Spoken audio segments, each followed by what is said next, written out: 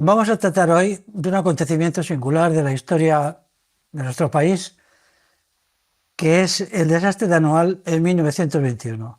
Un asunto que la historiografía trata de una manera asombrosa, increíble, porque nos quiere hacer creer que es algo perfectamente comprensible que un ejército español de 30.000 soldados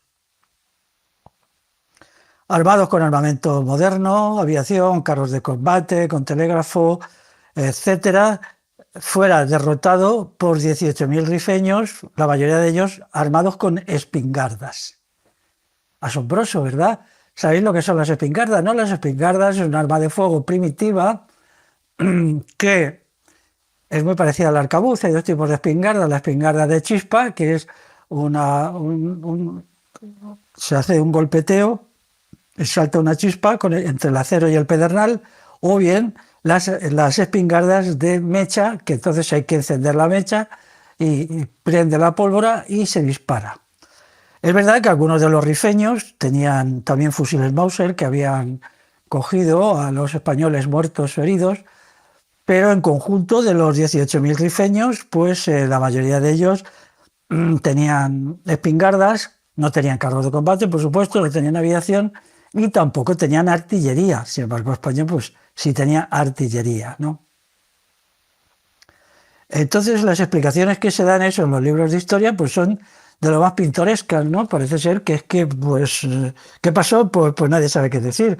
Allí se formó un equipo en el Parlamento español de la época, que elaboró el expediente Picasso, porque el presidente del grupo investigador se llamaba Juan Picasso. Quiero decir que yo no he tenido acceso a la totalidad del expediente Picasso y no sé, y no me consta que lo que hoy se conserva de él esté completo. Es decir, yo creo que se quitaron cosas o se hizo una redacción definitiva que quitó lo que eran verdaderamente las causas de un acontecimiento que es increíble, claro, porque si un ejército de rifeños, que eran la mitad de los españoles, armados con elementos del siglo XVI, se enfrenta a un ejército moderno, pues entonces, ¿qué sucedió? Realmente sucedió algo. Solamente he encontrado algunos textos que dicen que la tropa española estaba al borde de la insurrección. Es decir, que hubo algún momento en todos los sucesos del desastre de Anual que llevó a la tropa española al borde de la insurrección. Y este asunto, pues claro, a mí ya en tiempos me dejó sorprendido, ¿no? Mucho más cuando yo tenía aquí, vamos a ver dónde lo tengo, un libro que sí me parece importante para entender lo que pasó, que se escribió en 1920, es decir, un año antes del desastre de Anual, pero con datos sobre el ejército español, que fue el que luego fue a luchar Anual, que es el libro El ejército y la política del conde de Romanones. El famoso conde de Romanones escribió este libro y entonces él da algunos datos, aunque es un libro muy timorato, muy balbuciente, muy sí pero no, muy no pero sí, muy bla bla bla bla, pero da algunos datos que nos pueden llevar a comprender lo que sucedió, ¿no? Hay que decir, para comprender el problema, que de los 32.000 soldados españoles que estuvieron en Anual, Anual es una población cercana a Melilla, allí fue donde tuvo el desastre, cuando las tropas españolas se dirigían a un lugar donde estaba la capital de la llamada República del Rif, hecha por el rebelde rifeño Azelcrin. Se intentaban conquistar el lugar para poner fin a la República del Rif y que España siguiera siendo la potencia dominante en el llamado protectorado español de Marruecos. Atención a la palabra protectorado, porque en realidad España ya no era la potencia dominante, sino el jalifa, que era el jefe político religioso de este territorio en aquel tiempo. Y España solo era la potencia que imponía teóricamente la autoridad del jalifa. Pero vamos primero a dar los datos. La guerra del Rif fue iniciada más o menos hacia el año 1919 por los rebeldes rifeños que son los que, la etnia que está en el norte de Marruecos, que rechazaban la autoridad del Jalifa, llevan siglos combatiendo a la autoridad del Jalifa, que la consideran hoy la autoridad del rey de Marruecos, que los consideran árabes conquistadores. Los consideran árabes conquistadores y por lo tanto los rechazan. Entonces, las autoridades marroquíes de aquella época llamaron a sus protectores, que eran los soldados españoles, que debían imponer la autoridad. Y la autoridad suya, la autoridad del Jalifa, y debían avanzar en dirección a Lucemas, que es una población costera que está como a unos 60 kilómetros de Melilla, para tomarla, tomar toda esa zona, hacer preso o matar al Zelkrin e imponer la autoridad total de los gobernantes marroquíes. Ese era el objetivo de la lucha. Tal era lo pactado entre España y las autoridades marroquíes con el visto bueno de todas las potencias europeas. Es decir, que allí España era la potencia colonialista como potencia protectora. Entonces, pues los sucesos estos, en la llamada Guerra del Rif o Guerra de Marruecos, es más correcto decir Guerra del Rif que Guerra de Marruecos, pues tiene lugar entre el 22 de julio y el 9 de agosto del año 1921. O sea, son 18 días en que tiene lugar el desastre. El desastre de Anual lo es ciertamente, porque de los 30.000 soldados españoles que participan en la batalla, 13.000 son bajas mortales, un porcentaje enorme que es casi el 50%, lo cual es desproporcionado respecto a lo que suele ser habitual en los ejércitos. Un ejército se considera que ha entrado en una fase de derrota y desintegración si tiene un 10% de bajas mortales. Imaginaos esto, que es más del 40% lo que significaba. Realmente fue algo tremendo. Y en realidad yo entiendo que incluso las bajas se disminuyeron en el expediente Picasso para no presentar la cosa como un desastre total. Hay que decir que en la época esta del colonialismo, que estamos todavía en la época del colonialismo, aunque ya entrando en el periodo neocolonial, era relativamente corriente que algunos ejércitos europeos pasaba de vez en cuando fueran derrotados por potencias, digamos, tercermundistas. Por ejemplo, sucedió a los ingleses con algunos pueblos africanos, también le sucedió a Mussolini cuando conquistó Etiopía, que al principio, pues nada, los etíopes, que entonces se llamaban abisinios, les derrotaron completamente. Entonces Mussolini tuvo que mandar una segunda expedición para hacerse con el control de lo que es hoy Etiopía, que la convirtió en una colonia suya. Pero yo entiendo que lo que aquí sucedió, pues tenía unas características particulares que es la que nos permiten entender. Por lo tanto, la cuestión es por qué y cómo un ejército español bien abastecido de armamento y con armamento moderno se desintegra ante un ejército que tiene armas de fuego del siglo XVI.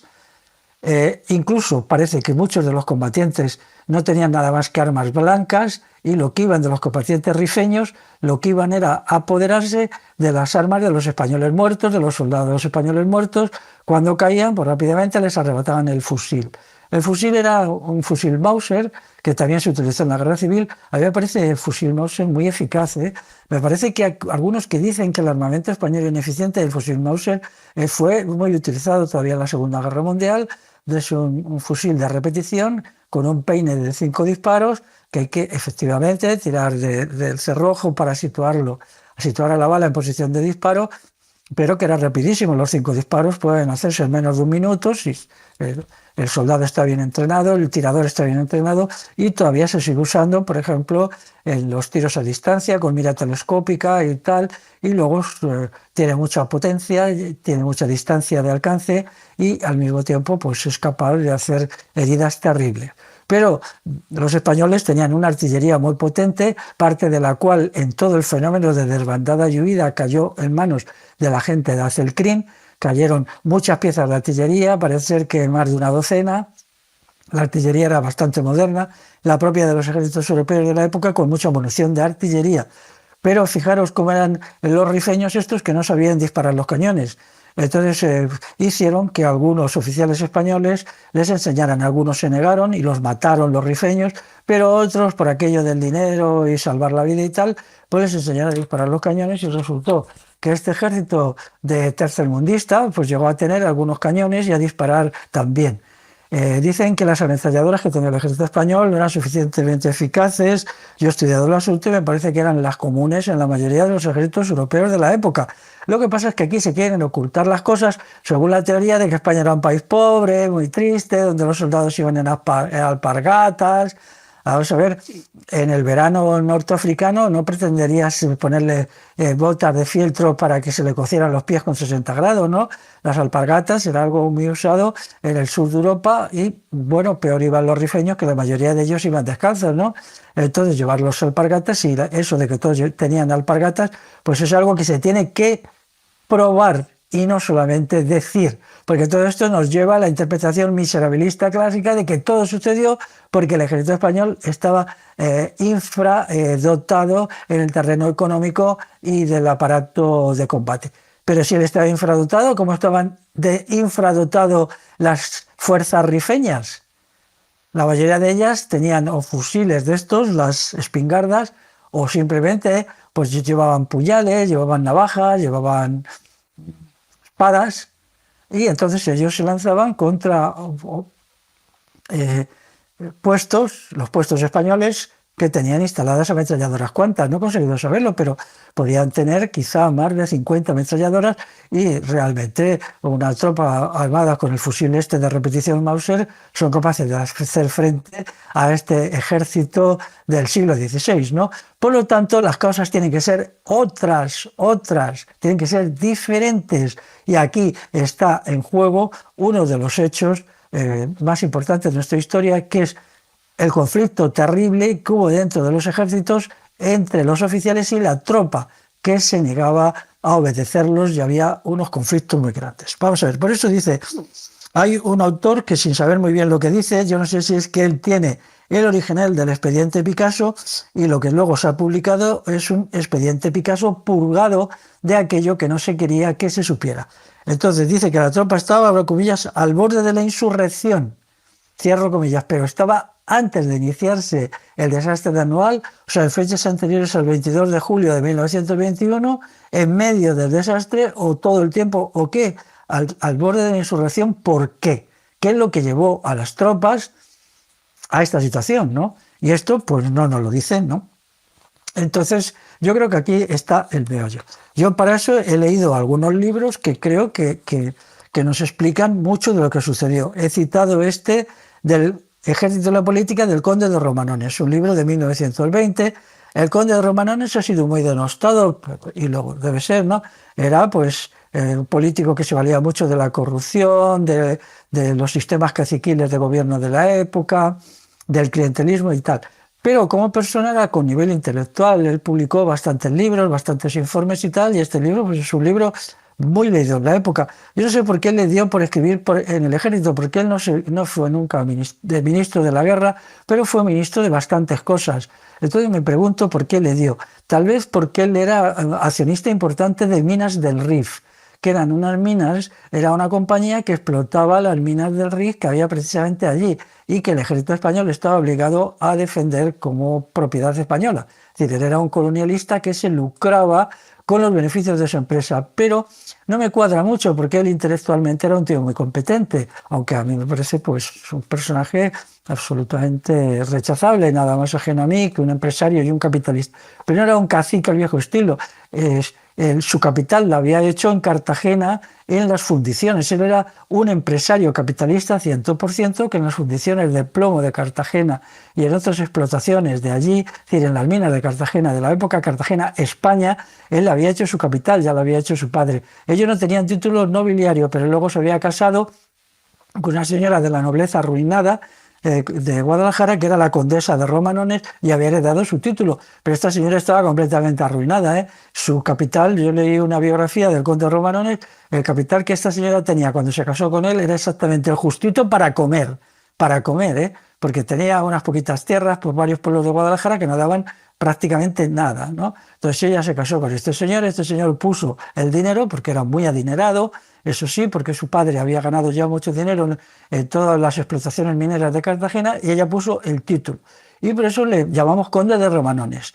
Esto ha llevado a algunos a pensar que era un señor feudal, que venía de no sé dónde. Bueno, todas estas estupideces que todavía los historiadores españoles, que son tan indocumentados y tan dados a la politiquería, siguen defendiendo, pero él era pues un empresario capitalista que se dedicaba a la minería. Y que luego el título pues se casó con esta señora y tuvo 5 hijos y tal, ¿no?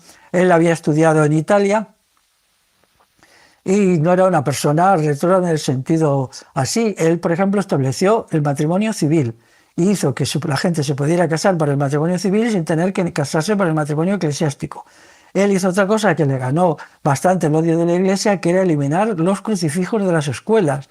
Él decía que las escuelas tenían que tener una función puramente laica, puramente educativa, y no tenían por qué haber crucifijos en las escuelas. Y lo logró, como siendo ministro de no sé qué, porque él fue ministro 4 o 5 veces a lo largo de su vida con diversos gobiernos. Él se llamaba a sí mismo liberal progresista, me parece, y tenía un partido, bueno, estos partidos de la época que eran de quita y pon, ¿no? Que en realidad había una personalidad notable como era él. Y él también fue, me parece que fue concejal en el Ayuntamiento de Madrid o alcalde de Madrid durante un tiempo a principios del siglo XX. Bueno, una vez que nos fijamos en el personaje, en su libro El ejército y la política da algunos datos que ya eran...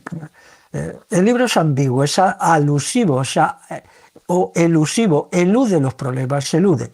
Por ejemplo, él da un dato que a mí me orientó mucho, que es que en los cuarteles españoles de la época había muchos muertos. Morían muchos soldados, reclutas, es decir, en la época la mili me parece que duraba 4 años.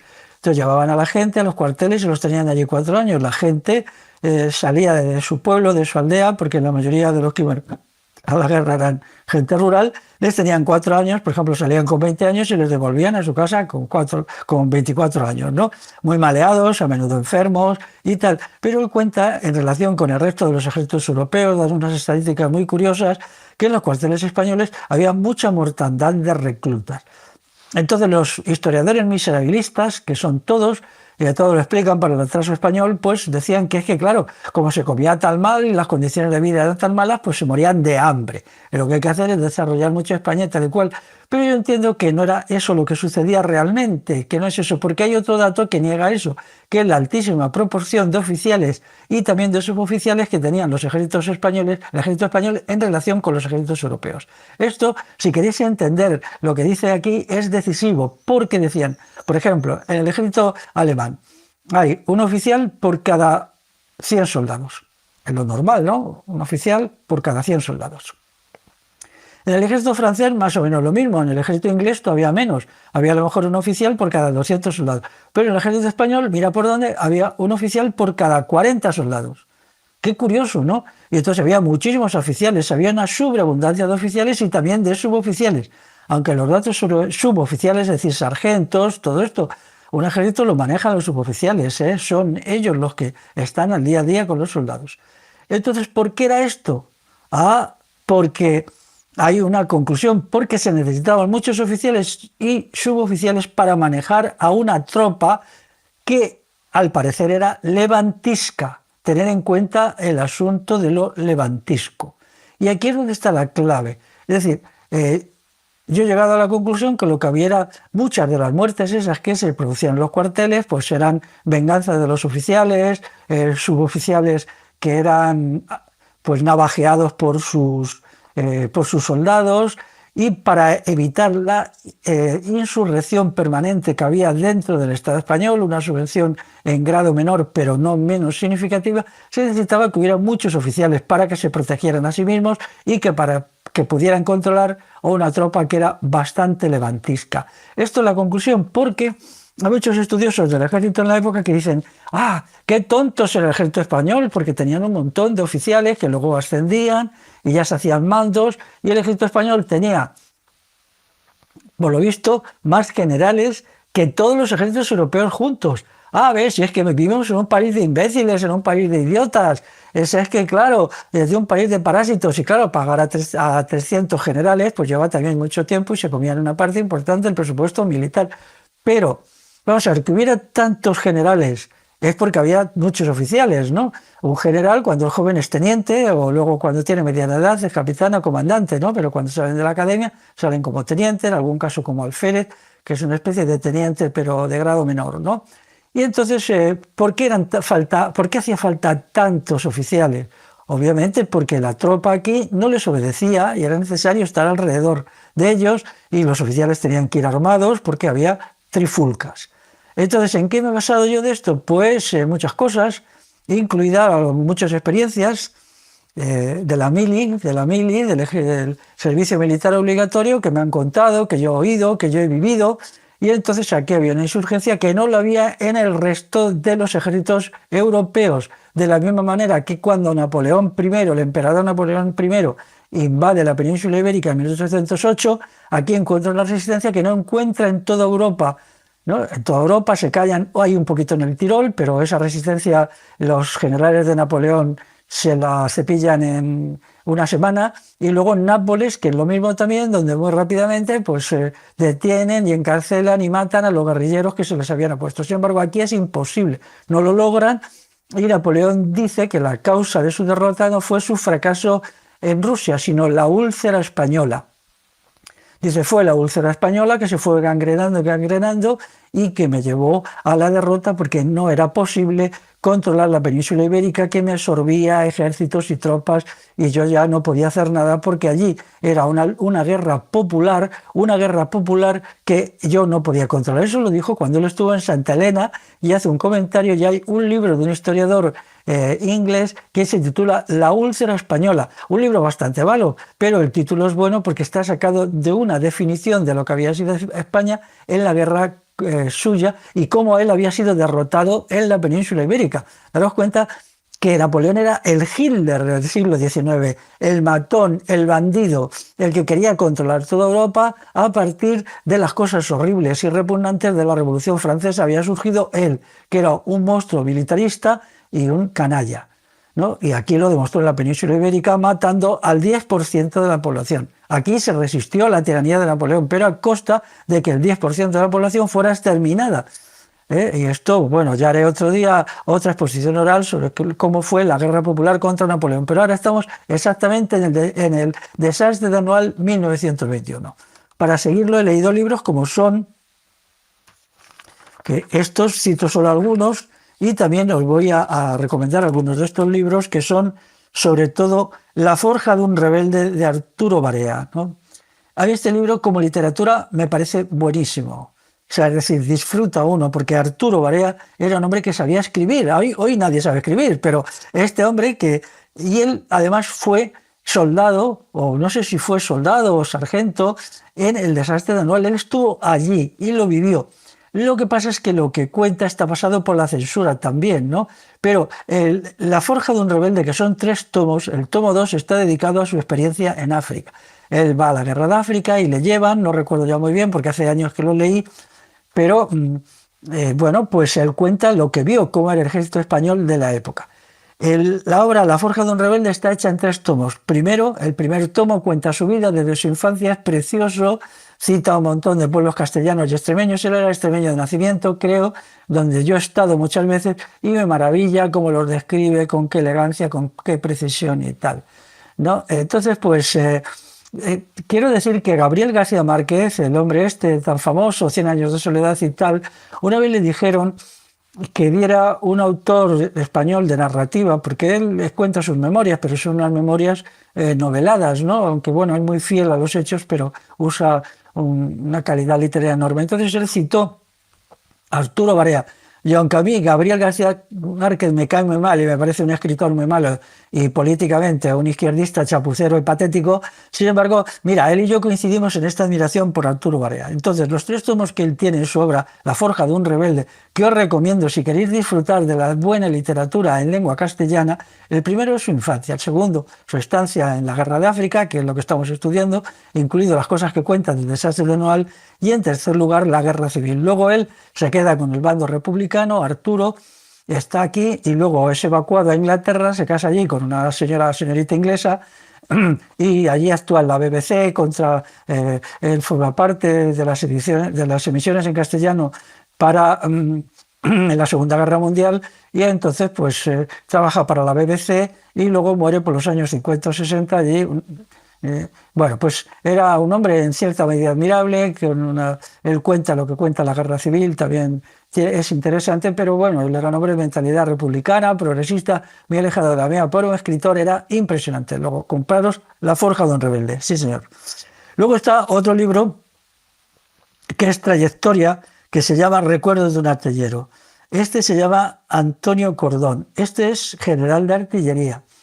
Él también combatió, me parece que estuvo también en el desastre de Anual o por allí como general, entonces no era general, era comandante, me parece, de artillería, y él pues disparaba los cañones contra los rifeños y contra lo que le mandaran, claro.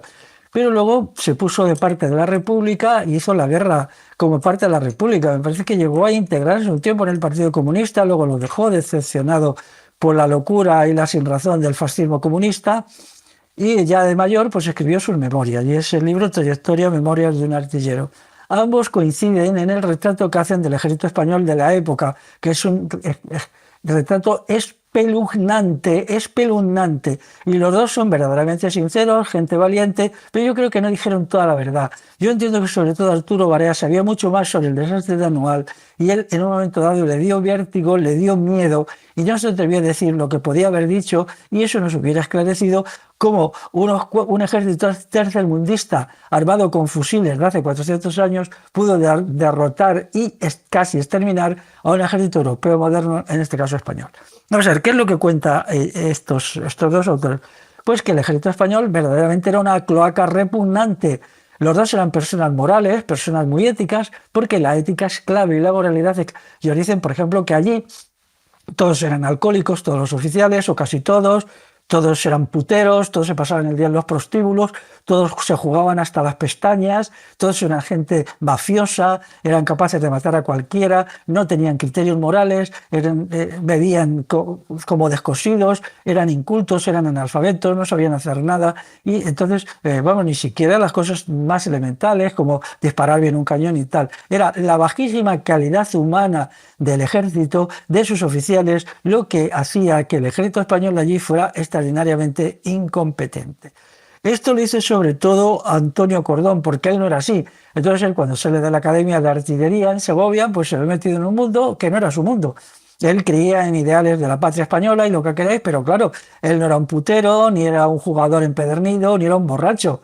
Entonces, ¿qué hacía allí con esa gente? Entonces cuenta los incidentes que tuvo, los problemas que vivía y tal, cuando él quería mejorarse como artillero, mejorar los sistemas de disparo, aprender a manejar las armas, y descubrió que quien quería hacer eso era solo una minoría. Él se contentaba con el sueldo que tenía como teniente de artillería y no entraba más. Y por esa razón, como una persona honrada, se quedó en el ejército republicano, que se equivocó. Yo estoy en contra de la Segunda República Española, como sabéis, y tengo un libro. Pero bueno, para este caso nos olvidamos de eso y leemos el testimonio de Antonio Cordón. Eso coincide punto por punto con lo que cuenta Arturo Barea. Borrachos, puteros, gente violenta, gente que no tenía ningún problema en matar a tiros a alguno de los reclutas que le hiciera frente, todo el día embarcados lo robaban todo. Es decir, si el ejército era pobre, porque ellos lo robaban todo, robaban las municiones que se las vendían a los rifeños les compraban fusiles, les compraban municiones.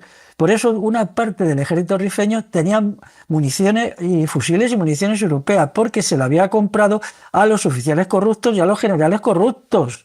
¿No? Incluso en algún caso les vendían hasta una ametralladora con toda su munición, bombas de mano, lo que hiciera falta, ¿no? Porque allí los rifeños vivían en condiciones, eran tribus, eran más que tribus, les teníamos que llamar, eran estructuras gentilicias, y ellos vivían en sus montañas y lo único que tenían pues eran vetustas armas del año catapum, ¿no? Y lo que tenían de moderno era todo. Y luego robaban también el alimento, las medicinas, la ropa, ¿no? Estos bobitos que dicen que es que los soldados españoles iban calzados con zapatillas, con alpargatas y no con botas de fieltro para el Polo Norte, tienen que entender que si iban así es muy probablemente porque la fidelidad española se había robado las botas de reglamento y las había vendido por ahí donde fuera. Las había vendido, por ejemplo, yo qué sé, a un vendedor alemán que se les había comprado a bajo precio para el ejército alemán, lo que fuera. Y hay un tercer libro también muy interesante, que son las memorias del señor Ramón y Cajal. Ya sabes, este Ramón y Cajal, que fue premio Nobel de Medicina, él de joven fue oficial del ejército, le reclutaron para la guerra de Cuba. Y él era un hombre muy patriota, muy moral, pero de derechas, incluso, y sería considerado derechas. Pero él tenía un sentido muy moral de la vida y cuando allí fue oficial en la guerra de Cuba, que esto pasó solo 20 años, 22, 23 años antes del desastre de Anual, se quedó asombrado de que él, como oficial médico, veía que los oficiales robaban la medicina de los enfermos, de los propios soldados que estaban enfermos o heridos, les quitaban el alimento, se quedaban con las gallinas. Él cuenta una anécdota en sus memorias, como estos oficiales les quitaban las gallinas, con el cual el que era una persona proba que servía a sus enfermos de una manera escrupulosa, les hacía el caldo de gallina allí en Cuba para que pudieran restablecerse las enfermedades tropicales, de todas las enfermedades tal. Y él, como tenía enfrentamientos con ellos que a veces eran bastante fuertes, ¿no? Ya veis que en todas partes hay gente decente, pero menos en el ejército español, que la gente decente que había se contaba con los dedos de una mano. Recuerdo una anécdota que cuenta, pues no sé si es Arturo Barea o Antonio Cordón, que cuenta que él una vez, a ver, yo creo que es el mismo Antonio Cordón, que cuenta que a él le mandaron a ayudar a hacer apoyo artillero al fundador de la Legión, al tipo este, ¿cómo se llamaba? Y estaba Franco también, y estaba, pues bueno, pues el fundador de la Legión, ese tío que tenía un parche en un ojo y le faltaba un brazo y le faltaba no sé qué, ¿no? Y entonces él vio unas veces que le dieron, ¿no? El capitán Millán Astray, el general Millán Astray, el coronel. Él dice que a él, el coronel Millán Astray, lo cuenta en su memoria, le pareció un cobarde repugnante y que nunca estaba en primera línea, sino que estaba en la retaguardia. Pero era un tipo que tenía mala suerte y cada vez que aparecía fugazmente por la primera línea para hacer alguna cosa, alguna tontería, hacer algún discurso de los suyos a los legionarios y tal, pues le pasaba algo. Y delante de él, pues no sé qué hizo, que en un momento dado sacó el brazo para tal y le pegaron un tiro en el brazo porque los rifeños tenían francotiradores y le dejaron herido, ¿no? Pero que él hizo allí un paripé, es decir, mal matado, y hace un teatro, y vamos, es la versión que cuenta muy bien escrita.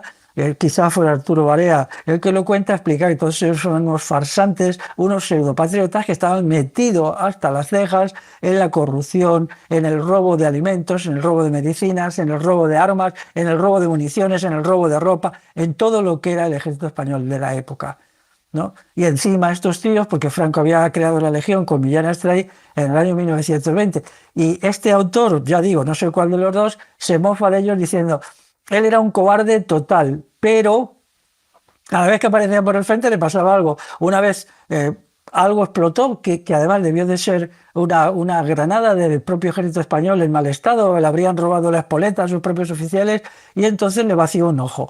Otra vez también le pegaron un tiro en un brazo y otra vez no sé qué pasó también con un cartucho de dinamita que le arrancó un pie. Entonces él era un medio hombre, y él luego lo presenta en todas sus memorias como si fueran en gloriosas acciones de guerra. Dice que va, todo eso es mentira.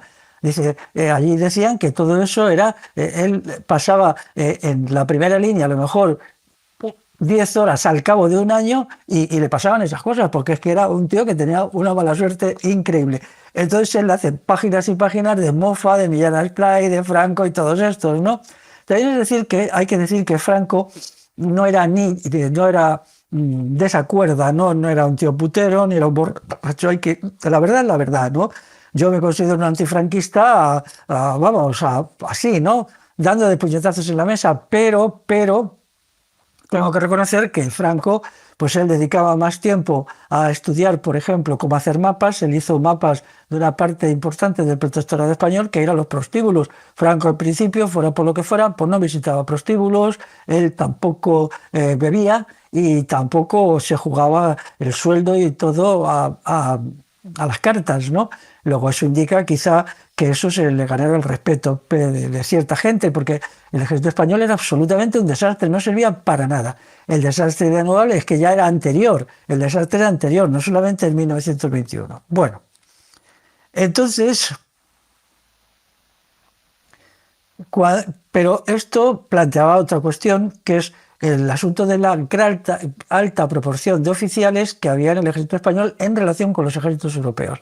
Esto nos lleva directamente al meollo de la cuestión, que los soldados españoles no admitían en absoluto la disciplina del ejército porque era algo contrario a la manera de ser de los pueblos de la península ibérica. Hay gente que dice, bueno, Argentina, por ejemplo, otros países se llenó de gallegos. Los gallegos cogían, pumba, se iban a Vigo o se iban por ahí a La Coruña, se metían en cualquier barco y se presentaban en Argentina, en Uruguay, incluso en Venezuela y se quería. Y entonces te largan el rollito miserabilista típico de, claro, es que había sobrepoblación, neomalthusianismo, bla, bla, bla. Eso es un error interpretativo y una mentira repugnante. Los gallegos se iban porque no querían estar en el ejército español, así de claro. Es decir, si un chico de 19 años, un gallego de 19 años, sabía que le iban a llevar a filas el año que viene, y sabía que el año que viene el llamamiento de filas iba a ser, por ejemplo, en marzo del año siguiente, él en febrero se buscaba cómo irse clandestinamente. Salían de Vigo barcos cargados por 5.000 gallegos, 7.000 gallegos que se iban porque no soportaban la disciplina del ejército. Eso pasaba también mucho con los vascos. Los vascos y los gallegos eran los que más rechazaban todo eso, pero también había muchos castellanos, como es el caso de Arturo Barea, aunque él es extremeño de nacimiento, pero bueno, él se había criado en lo que llamamos los castizos, por así decirlo, Castilla la Nueva, ¿no? En la provincia de Toledo sobre todo.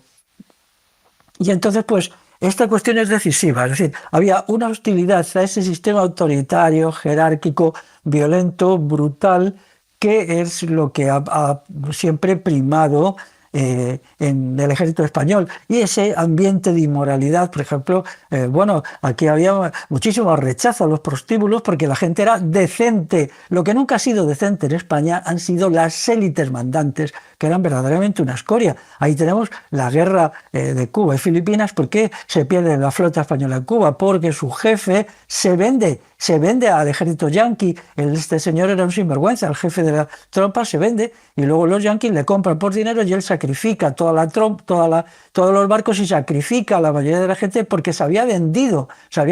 Pero mucho peor fue en Filipinas, donde en un cañoneo intenso que hubo entre la flota de guerra española afincada en Filipinas y la flota de guerra americana, los americanos estaban a punto de darse por vencidos porque sabían y cuando iban a llamar a la retirada vieron que los traidores y cobardes que dirigían la flota española declaran rendición y se largan corriendo, y entonces los otros, para su sorpresa, los yanquis dicen, va, si hemos ganado una batalla que estábamos perdiendo. Y esto como es. Y hay historiadores que lo cuentan con todo el morro sin sacar las conclusiones adecuadas.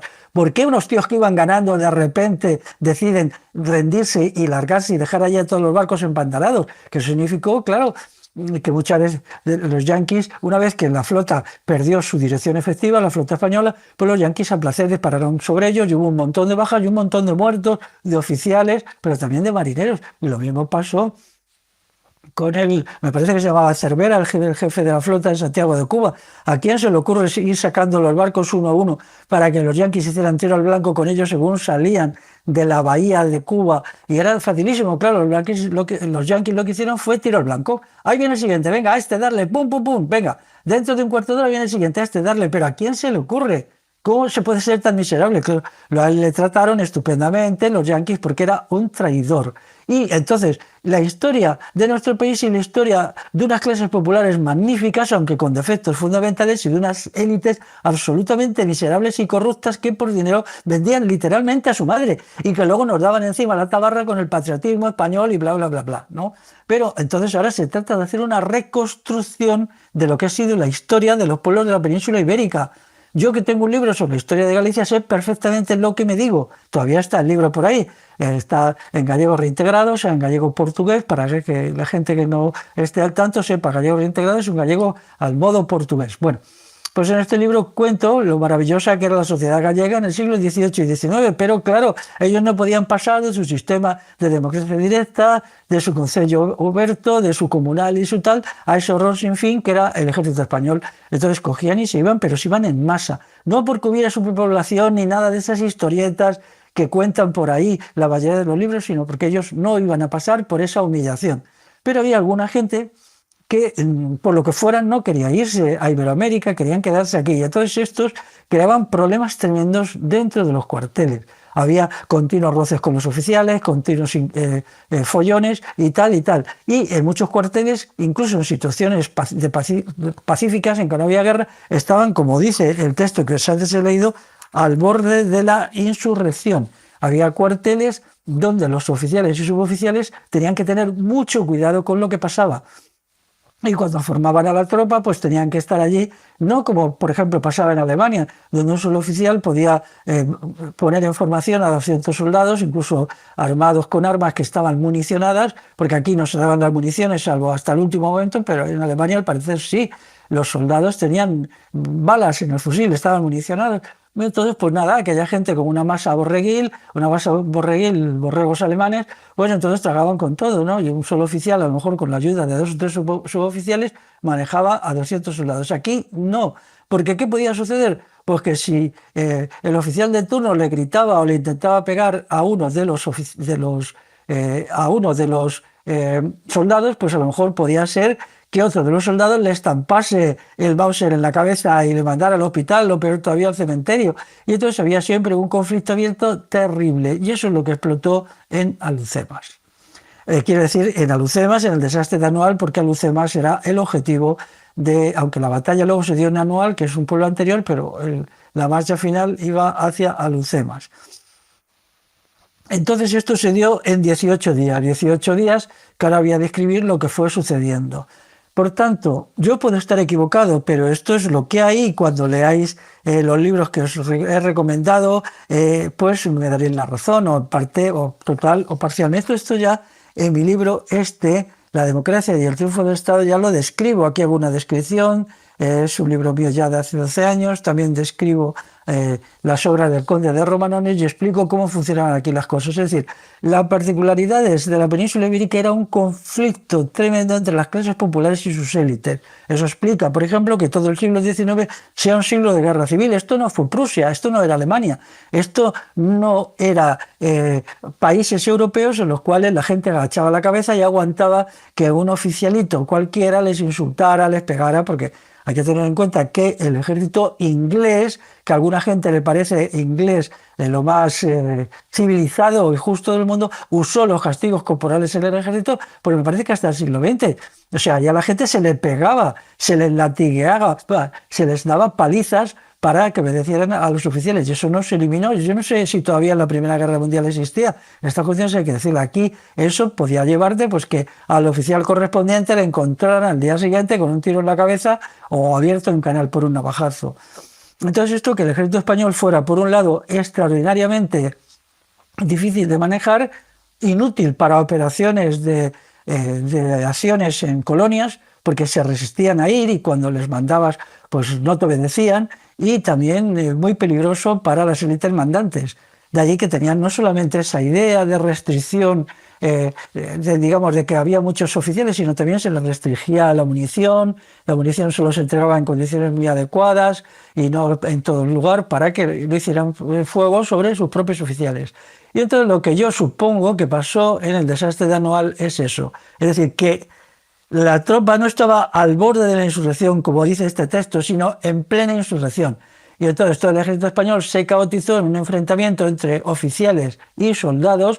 Este enfrentamiento tuvo muchos grados y muchas maneras, y entonces a partir de ahí, pues claro, el ejército español se quedó totalmente inoperante y los rifeños hicieron su agosto, matando a todos los que querían, apoderándose de sus armas y tal y tal. Hay que decir que el desenlace final pues, es un pacto entre España y Francia para hacer un desembarco. Entonces España y Francia equipan un montón de barcos de guerra y hace el desembarco de Alhucemas en 1925, es decir, 4 años después, que coge a las fuerzas de Acelcrin por la retaguardia. Entonces ahí ya sí, ahí les machacan. Acelcrin se rinde a los franceses y los franceses le tratan de una manera relativamente benévola, la verdad, pero los españoles allí hacen una verdadera carnicería, los oficiales españoles, con las tropas de Acelcrin y en los poblados rifeños en los cuales había habido resistencia. Bueno, este es el desenlace final, pero por lo pronto estamos en el año 1921, estamos en Anual y vamos a ver qué pasó en esos 18 días de horror. Pues bueno, vamos a ver. Las operaciones estaban dirigidas por generales que no tenían ni idea de nada, que estaban más ocupados en estar día y noche en los prostíbulos jugando a las cartas y emborracharse que en avanzar, ¿no? Entonces se da órdenes de avance pues que eran irracionales, es decir, se pretendía controlar un montón de territorio. Entonces las 31.000 tropas españolas, de las cuales unas partes eran cipayos de allí, porque hubo muchos rifeños que se sumaron al ejército español porque había una buena paga, había alimentación y tal, quizá hasta un 25% de las tropas españolas estaban con nativos al servicio de los españoles.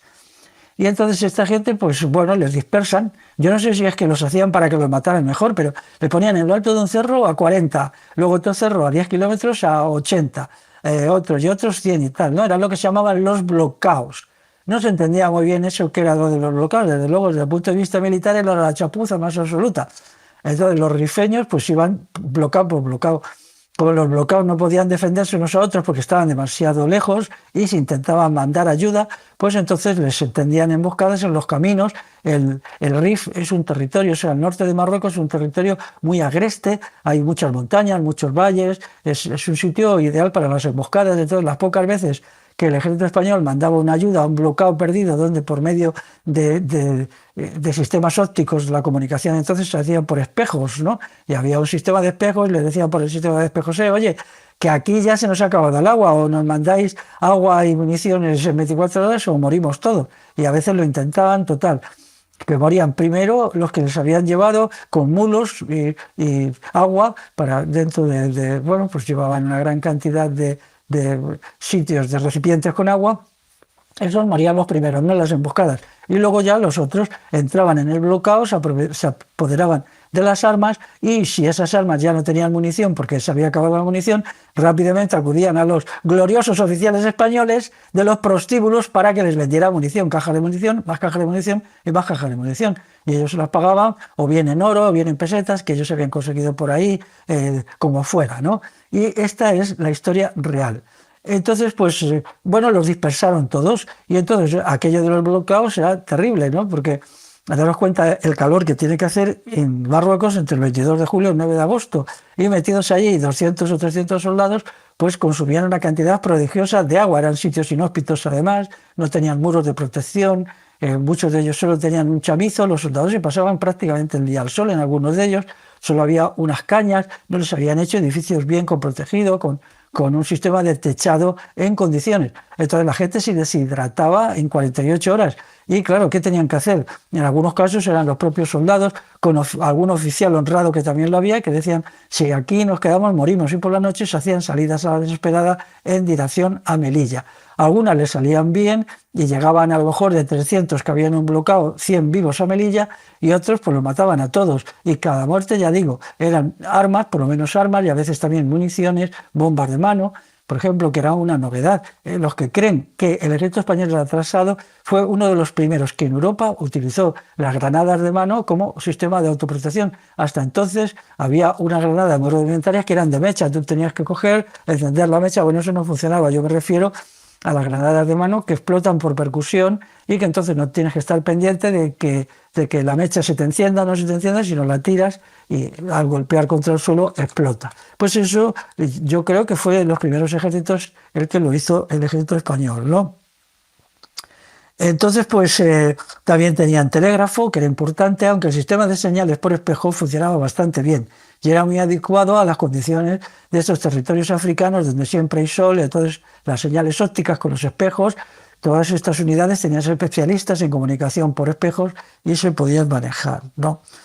Bueno, entonces, ¿qué pudo suceder? Pues, claro, en estas condiciones los conflictos entre oficiales y soldados se debieron de multiplicar, ¿no? La tropa empezó a decir que debió de empezar, ¿no? Que habría que empezar desde cero la investigación, buscar muchos libros de memoria que se han ocultado, porque algunos de la gente que estuvo allí eran gente que tenía un cierto nivel. Por ejemplo, Arturo Barea, lo que cuenta, a mí me parece que Arturo Barea se autocensura mucho. ¿Por qué? Porque él sabía que una parte de los oficiales que habían estado con él allí en África, luego se habían puesto de parte del ejército republicano en el que había luchado. Y entonces pensaba que si decía la verdad sobre ellos estaba como denigrando al ejército republicano. Y entonces pues él ahí hizo autocensura y metió las tijeras y nos ocultó datos esenciales. Y yo creo que lo mismo hace Antonio Cordón, ¿no? Antonio Cordón, que también él llegó a general del ejército de artillería con los republicanos en la guerra civil, ¿eh? Entonces, bueno, cuando se le da la orden de avanzar a las tropas allí en Anual, pues ellos avanzan en dirección de Anual, dejando Marruecos al noreste suyo, y realizan un avance bastante terrorífico, ¿no? En el cual, pues bueno, hay una situación bastante complicada, ¿no? Mucha de la gente ya entonces pues había sido tiroteada por los rifeños, tenían muchos muertos, muchos heridos, y en algunos casos incluso pues los muertos no eran atendidos o los heridos no eran atendidos, se les dejaba allí. Los rifeños no eran ningunos angelitos, no nos vayamos a poner, ¿eh? En algunos casos hicieron cosas horribles, quemaban vivos y mataban a soldados y oficiales españoles. A los soldados los solían matar a casi todos, ya a los oficiales los hacían presos para pedir luego un rescate por ellos, que efectivamente se les dio. Es decir, se les dio, y cientos de oficiales, que también es tremendo, ¿no? Si eres un oficial patriota y bla, bla, bla, bla, ¿por qué no te resistes hasta el último momento, ¿no? Te atrincheras en un sitio y disparas hasta que te quede la última bala, ¿no? Pero no, ellos rápidamente se rendían porque sabían que luego el Estado español iba a darle a los rifeños una cantidad por cada uno de ellos, y como ellos eran niños bien, de familia bien y tal, ¿por qué iban a arriesgarse, no? Pero los soldados españoles, los simples soldados de fila, los soldaditos españoles no tenían ese privilegio, y cuando los pillaban los rifeños, lo cierto y verdadero es que los mataban de maneras horribles, a veces les cortaban los testículos, se los metían en la boca, otras veces los quemaban vivos, o sea, hacían cosas terribles. ¿Que los españoles habían hecho cosas terribles contra los rifeños? Sí, más o menos las mismas. Pero vamos a ver si no practicamos aquí el victimismo anticolonialista y decimos la verdad desnuda, y caiga quien caiga, y adelante con la verdad. Bueno, entonces yo entiendo que la resistencia de las tropas, de la gente, de los soldados, adoptó diversas formas. Sí, lo tengo que enumerar aquí, que fue primero una resistencia pasiva. No se enfrentaban a los oficiales, pero un sector importante de la tropa no obedecía sus órdenes, escaqueaba, no cumplía, y entonces pues, si querían ser obedecidos, los oficiales tenían que estar detrás de ellos, amenazándoles, incluso pegándoles, etc. Era una resistencia pasiva, era como una inacción. Luego estaba en segundo lugar la desobediencia ya más explícita, que grupos de soldados pues se negaban a obedecer y los oficiales sacaban la pistola, pero los soldados también en esas situaciones tenían munición. Y entonces los oficiales pues les era difícil, porque en algunos casos incluso los soldados pues les amenazaban con sus armas, con sus bayonetas, con sus machetes, y claro, aunque no tuvieran munición siempre tenían bayonetas, y si eran dos oficiales y dos sargentos que estaban con pistolas y los soldados eran 80 con bayonetas, pues claro, por mucho que dispararan la pistola, pues si se la disparaban sabía lo que les esperaba. Podían matar 10, 12, 14, pero si eran 80, 100, pues las bayonetas les clavaban.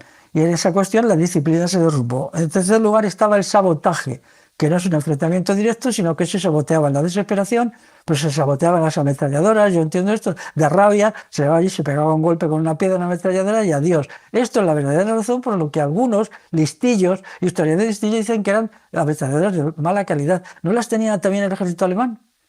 Lo que pasa es que los soldados alemanes no tenían la cosmovisión de cojo una piedra y rompo la ametralladora porque mi sargento me ha gritado ahí detrás. Y ahora verás tú lo que yo voy a hacer. Yo voy a coger y voy a tirar por todo el barranco todas las cintas de munición de la ametralladora para quedarse sin munición. Luego voy a decir que es que se me ha caído. ¿Y qué hacías? Pues la tiraban por el barranco y ahí abajo a ver quién iba luego por las cintas de ametralladora y a las cajas de munición. Ametralladora inutilizada.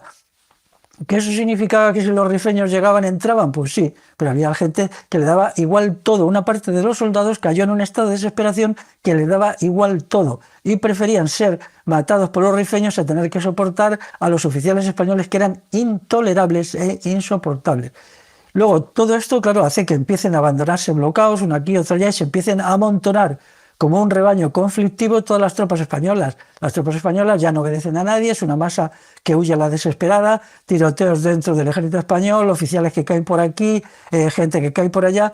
En algunos casos consiguieron organizarse para defenderse de los rifeños, pero no me queda claro si eso lo hicieron oficiales o lo hicieron soldados. Es decir, se crea un gran caos, muchos de los soldados españoles están literalmente muertos de sed y se lanzan a hacer bajo el sol los 40 o 50 kilómetros, 60 que les separaban de Melilla.